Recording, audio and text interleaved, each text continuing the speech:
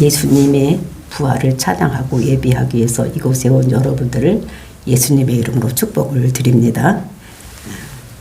기독교는 무덤이 없는 종교입니다. 그리고 부활의 종교. 이 세상에는 많은 종교들이 있습니다. 다 자기들의 신을 섬기고 어떻게 하면 이 세상을 잘 살까 하고 이런 종교들이 많이 나와 있는데 우리가 세상에서 3대 종교를 이렇게 예를 들어서 보면은 그 이슬람, 또 불교, 또 이제 기독교, 이것이 세상에서 제일 많이 성도들이 있는 종교입니다. 우리가 이슬람교를 보면은 마호멧 무덤이 그 아라비아에 있습니다. 그래서 거기를 그 사람들이 찾아가서 메카에 가서 모든 예배를 드리고 또 순례자들이 이슬람교를 믿는 사람들이 거기를 가기를 그렇게 원하는 자기들이 성지 순례라고 하면서 거기를 가는 이런 사람들이 많은 것을 볼 수가 있어요. 그리고 이제 불교도 보면은 석가모니가 무덤이 있는데 굉장히 화려하고 거창하게 해놓았다고 합니다. 그런데 예수님의 무덤은 없습니다. 왜냐하면 예수님이 부활을 하셨기 때문에 무덤이 빈 무덤이 되어 있는 것입니다. 오래전에 아라비아 사막에서 한 이스라엘 교도와 또 기독교인이 길을 걸어가고 있을 때 이들이 자기들이 믿는 종교를 자랑을 하게 되었다고 합니다. 먼저 이슬람 교도가 우리 이슬람 교는 당신들이 믿는 그런 것보다 훨씬 더 우월한 것이 있다.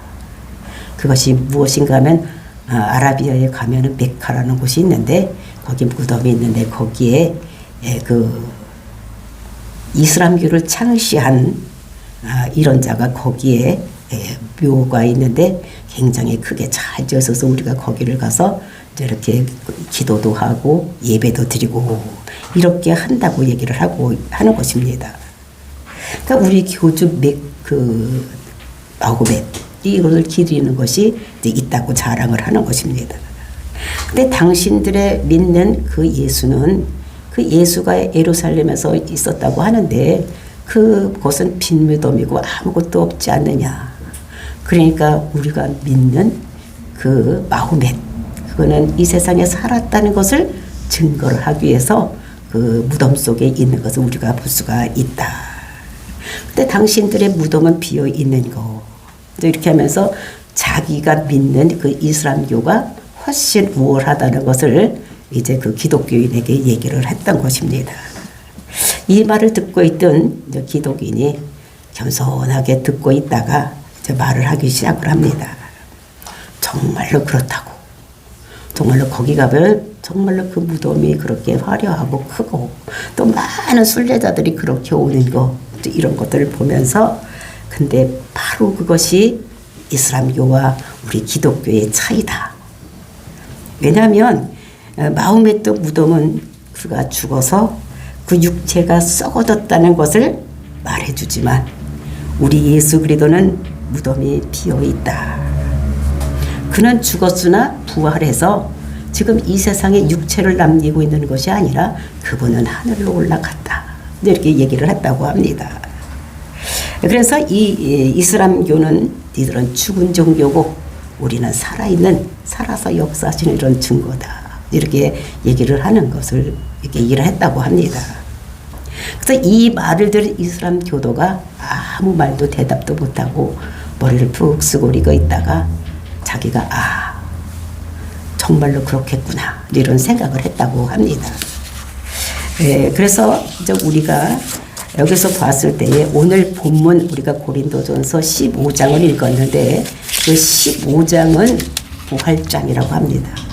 고린도전서 13장 우리가 사랑장이라고 하는 것 같이 이것은 부활장이야. 그러니까 부활에 대한 이야기를 아주 자세하게 써놓은 것이 부활장인 것을 볼 수가 있는데 이 자세하게 설명할 수 있는 것은 이 고린도전서를 쓴 이분이 누구냐면 사도 바울입니다.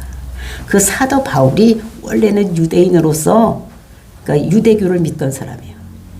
그래서 이제 예수를 믿는 사람은 잡아 죽이려고 그 예루살렘에서뿐만 아니라 자기 나라에서뿐만 아니라 아람 쪽 다메섹에 가서 예수 믿는 사람 다 잡아다가 죽이고 감옥에 가두려고 이렇게 하려고 했던 사람인데 거의 다메섹 다 가까이 갔을 때에 정오에 살아계신 예수님을 만납니다. 부활하신 예수님을 만납니다. 그리고 이제 그와 13년 동안 동행하면서 성령으로 역사하신 걸 다 듣고 쓴 것이 고린도 전서인 것을 볼 수가 있어요.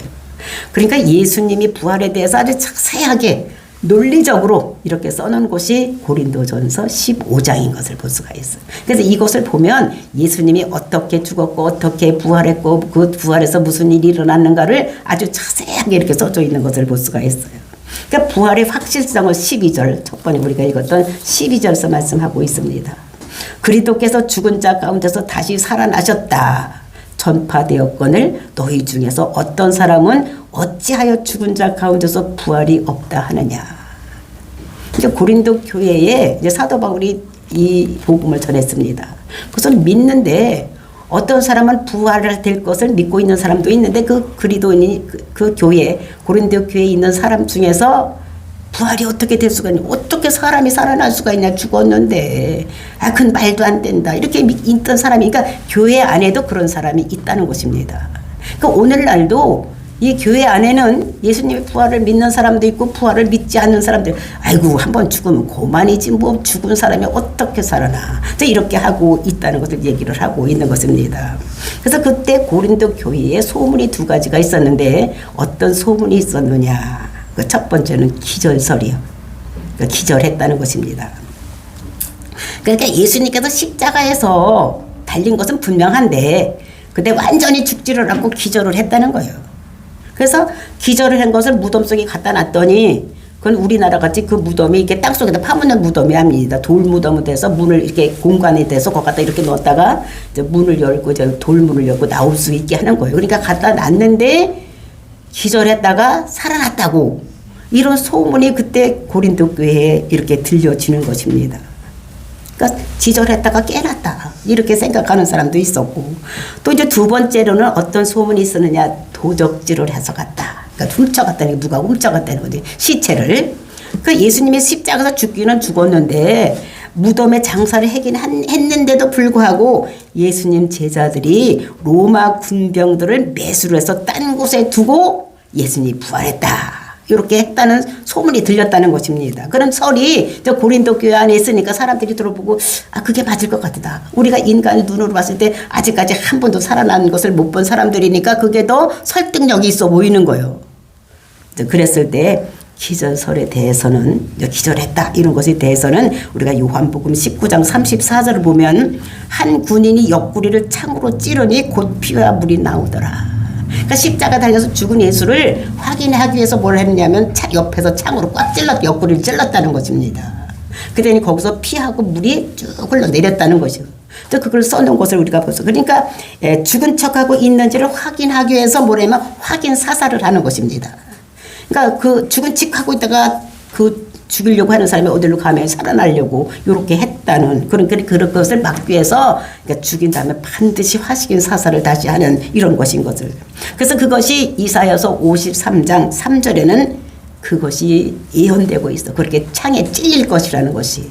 그것이 그가 찔리면 우리의 허물을 인함이다.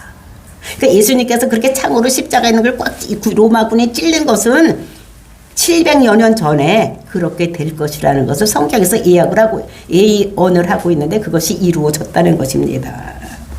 그리고 이제 도적설, 그러니까 훔쳐갔다는 거지, 그 제자들이. 그런 설은 우리가 마태복음 28장 11절부터 15절을 보면은 그것이 아니라는 것이 분명하게 써져 있습니다.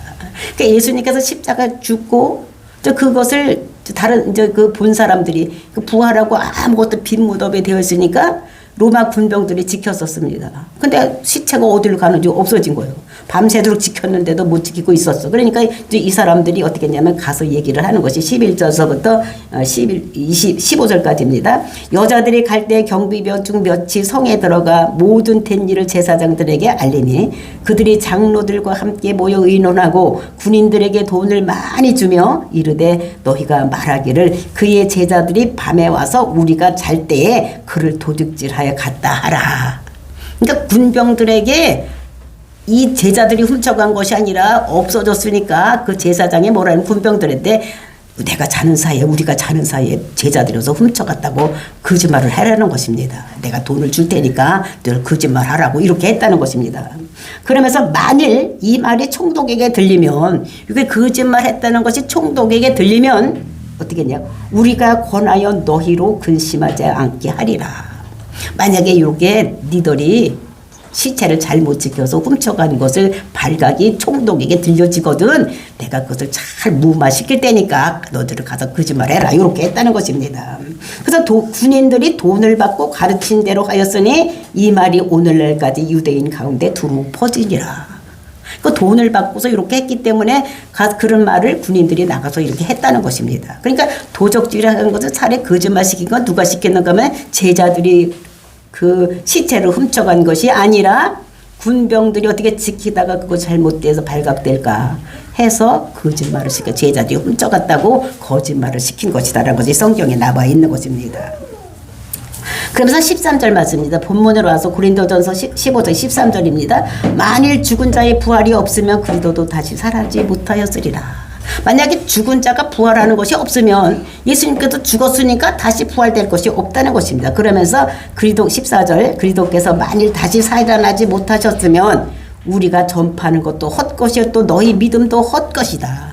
우리가 예수님이 부활할 것이다라고 막 전파를 했는데 만약에 예수님께서 살아나지 않았다면 우리가 전한 것도 헛것이 되고 너희들이 믿는 것도 헛것이 된다는 것입니다. 그러면서 15절 또 우리가 하나님을 거짓 증인으로 발견되리니 우리가 하나님이 그리스도를 다시 살리셨다고 증언하였습니다. 만일 죽은 자가 다시 살아난 일이 없으면 하나님이 그리스도를 다시 살리지 아니하였으리라. 그러니까 하나님께서 다시 살려서 예수님께서 살아났다는 걸 자꾸 증명하고 있는 이런 모습을 볼 수가 있습니다. 그러면서 19절 말씀 보니까 만일 그리스도 안에서 우리가 바라는 것이 다만 이 세상 삶뿐이면 모든 사람 가운데서 우리가 더욱 불쌍한 자다. 만약에 우리가 이 세상에 살아가는 것이 이 세상 삶뿐이면 저 세상에 없으면 우리가 최고로 불쌍한 사람이라는 거예요. 예수님 부활이 없는 것을 우리가 이것을 믿고서는 앞으로 우리가 어떻게 천국 가서 살 것인 것을 고대하고 믿는 사람들이 그래도 있는데 만약에 이 세상으로 모든 것이 다 끝난다면 우리가 최고로 불쌍한 사람이라는 것입니다. 왜냐하면 오늘같이 좋은 날 우리가 어디를 놀러도 못 가고 뭐 산으로 들로 막 이제 꽃 구경 가고 이제 봄이니까 막 다니는데 우리는 어떻게 됩니까? 그런데 안 가고 여기 와서 있는 거예요. 그리고 맛있는 거 먹으러 다니고 막 이렇게 하는 사람들이 엄청 많은데 세상을 즐기는 사람들이 있는데 예수 믿는 사람들은 그런 걸 하나도 하지 못하고 앞으로 천국 가서 대비하기 위해서 주일날에는 와서 예배를 드리고 헌금을 하고 막 이렇게 하는 것이 이것이 진짜 이 세상만 있으면 우리가 최고로 불쌍한 사람이라는 거예요. 이 세상에 끝이면 이 세상 먹고 살고 그냥 놀러 다니고 막 이렇게 해서 즐겁게 살아야 되는데 우리는 그것을 다 끊고 지금 어떻게 합니까? 예수는 그렇다고 믿으면서 이 세상에서 우리는 하늘나라 갈 것을 기다리면서 살고 있는 우리들이 이 세상이 마지막이라면 끝이라면 최고로 불쌍한 사람이라는 것을 사도 바울은 이렇게 말을 하고 있는 것입니다. 그러면서 19절에 보니까 만일 그리스도 안에서 우리가 바라는 것이 다만 이 세상뿐이면 모든 사람 우리 가운데서 불쌍이고 했죠. 그 다음에 이제 20절 그러나 이제 그리스도께서 죽은 자 가운데서 다시 살아나사 잠자는 자들의 열매가 되었도다. 이렇게 우리가 최고로 불쌍한 사람이 될 텐데 그런 것이 아니라 그러나 이제 그리스도께서 죽은 자 가운데서 다시 살아나사 잠자는 자들 성경에서 잠잔다는 것은 죽은 자를 얘기를 하는 것입니다. 그러니까 성경에서는 죽었다고 얘기를 안 해. 만 죽으면 안 되니까. 그래서 우리가 이 세상에서 한번 죽는 걸 잠잔다 그래. 잠자는 사람 또 일어날 수가 있는 것이니까. 그래서 잠자는 자들의 첫 열매가 되었다. 그러니까 첫 열매. 제일 먼저 살아난 사람이 예수님이라는 것입니다. 그러면서 사망이 한 사람으로 말미암았으니 죽은 자의 부활도 한 사람으로 말미암느니라. 그러니까 여기서 얘기할 때 사망, 한 사람 때문에 이 세상에 사망이 들어오는 것입니다. 그러니까 예수님께서 이제 이렇게 죽고 사는 이런 것들도 다 어디에 기인을 하고 있느냐. 우리가 제일 먼저 하나님께서 천지를 만드셨습니다. 천지를 창조하셨어. 천지를 창조하시고 그리고 이제 이 세상에서 영원히 살려고 하나님과 그 첫사람 아담을 이제 만들어 놨습니다. 사람을 지었어. 우리 형상대로 짓자고 사람을 만들어 놓고 그 사람을 만들 때 하나님께서 어떻게 했냐. 모든 것을 다 준비를 해놓고 사람이 살 수 있도록 이렇게 이 세상을 만드셨습니다. 그래서 우리가 어떤 걸 생각을 하면 되는가 하면 우리가 자녀들을 결혼을 시킬 때 니들 둘이 가서 잘 살아. 이렇게 하지 않지요. 결혼시킬 때 어떡합니까? 가서 살 집을 다 마련해 놓고 그 다음에 그곳에서 필요한 것들 다 사다 놓습니다. 남자 집에서 집을 마련하면 여자 엄마는 어떻게 되면 여자들 집에서는 그곳에서 쓸 물건들을 다 준비를 해가지고 거기서 들어가서 싹 살만 될 수 있을 정도로 해놓고 결혼을 시키는 것 같이 하나님께서도 우리 인간을 만들 때 모든 것을 다 준비를 한 다음에 만드셨어. 그래서 우리가 창세기 1장 2장을 보면 그것이 나와 있습니다.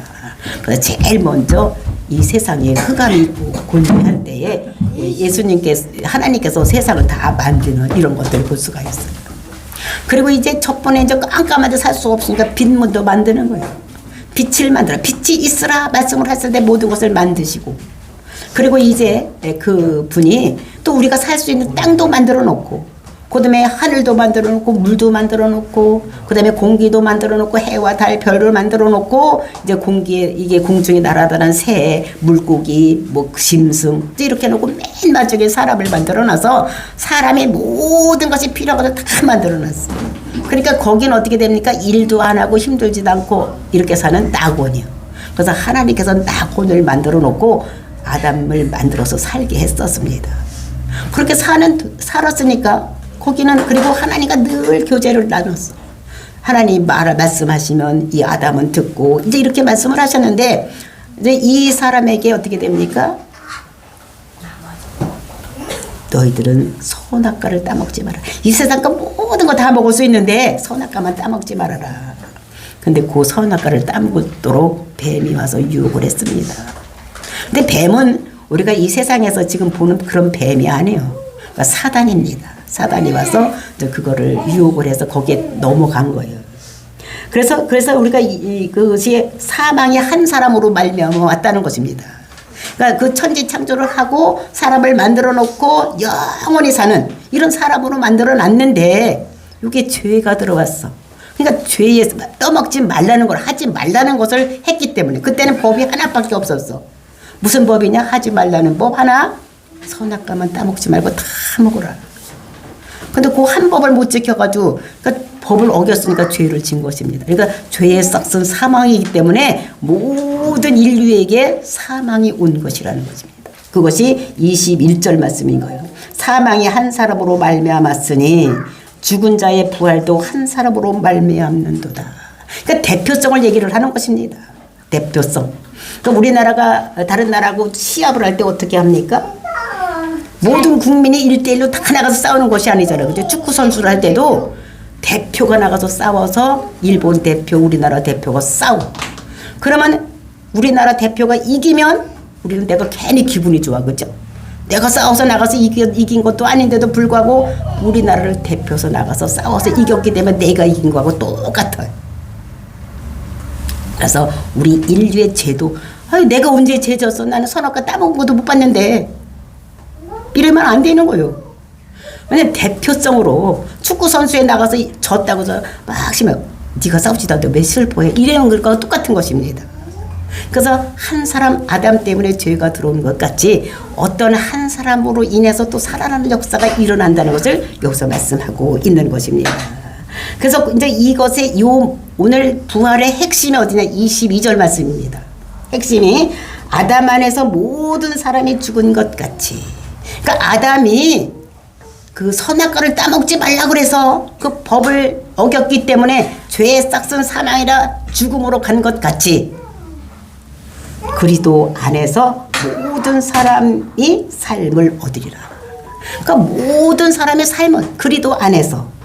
그 그리스도 안이라는 것이 무엇이냐? 우리가 저도 처음에 이게 그리스도 안에 뭔가 어떻게 그리스도 안인가 뭔가 이렇게 생각하는데 이거는 뭐냐면 예수가 그리스도가 된 것입니다. 예수가. 그러니까 예수라는 이름이 뭐냐면 자기 백성의 죄를 벗어나게 할 자. 이게 예수라는 이름인데 그것이 그리스도가 됐다는 거예요. 그리스도가 된 것은 이거는 메시아를 얘기를 하는데 이제 그 히브리어의 메시아가 헬라어로 그리스도가 된 거예요. 그리스도라는 것은 그러니까 사명자라는 거예요. 예수가 무슨 사명을 받았느냐? 옛날에는 사명 받을 때 전부 기름을 부어서 세웠는데 그 사명자라는 거예요. 그래서 죄를 위해서 죽기 위해서 이 땅에 온 사람이 예수라는 것입니다. 그래서 모든 인류를 대표로 해서 죄를 위해서 죽고 그것을 믿는 자들에게 살아나는 역사가 일어나게 하는 것. 이것이 뭐냐면 예수는 그리스도라고 믿는 거예요. 그것이 예수 그리스도의 안에 있는 것입니다. 그러니까 예수님이 내 죄를 짊어지고 십자가에 죽었다. 이것이 예수 그리스도와 그걸 믿는 것이 예수 그리스도의 안에 있는 거예요. 그래서 우리가 그렇게 예수를 그리스도라고 믿으면 우리 죄가 다 없어지는 이런 것이 있다고 얘기를 하고 있는 것입니다. 그 십자가, 요걸 우리가 믿고, 그것에 이제 그 십자가는 어떤 자리냐? 그 죄를 이긴 자리, 사단을 이긴 자리가 요 십자가가 되는 것입니다. 그래서 아담 때문에 죽음이 들어왔다면, 이제 예수님 때문에 우리는 사는 역사, 예수를 그대로고 믿으면 예수님께서 내 죄를 짊어지고 십자가에 죽었다, 요걸 믿으면 되는 거예요. 그럼 우리는 예수님께서 부활의 첫 열매가 된 것 같이 우리는 이제 두 번째, 세 번째 열매가 돼서 여러분들도 열매가 된다는 것을 우리에게 말씀하시는 것입니다. 그래서 하나님이 자녀가 된다는 것을. 그러니까 제일 먼저 하나님이 자녀가 된 사람이 누구냐? 이 세상에 사람으로 와서 그는 예수님이고 그 첫 열매고 우리 이제 두 번째, 세 번째에서 여러분들이 이제 등수가 매겨지는 사람으로서 하나님 백성의 순서가 매겨지는 이런 것이 된다는 것을 말씀하고 있는 것입니다. 그래서 예수 그리스도 안에 있는 우리는 부활신앙. 다른 종교에서는 이것이 없습니다. 오로지 어디서만 있느냐? 부활신앙은 그리스도. 예수가 그리스도로 이 땅에 와서 죽음으로 해서 그것을 믿음으로 우리가 부활할 수 있다는 거. 그러니까 이것을 우리가 믿는 거.